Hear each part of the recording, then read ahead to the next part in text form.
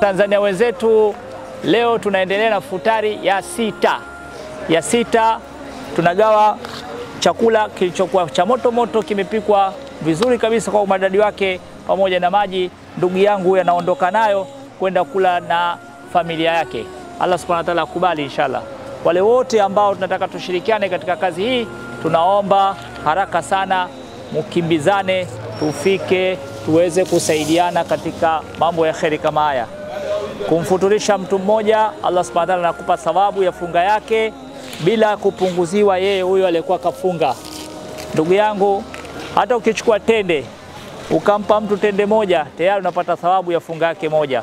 Kwa hiyo usifikirie bana hili jambo mpaka watu matajiri. Hata wewe uliokuwa huna hela hizo ulizokuwa nazo, unaweza kufanya kheri kama hii.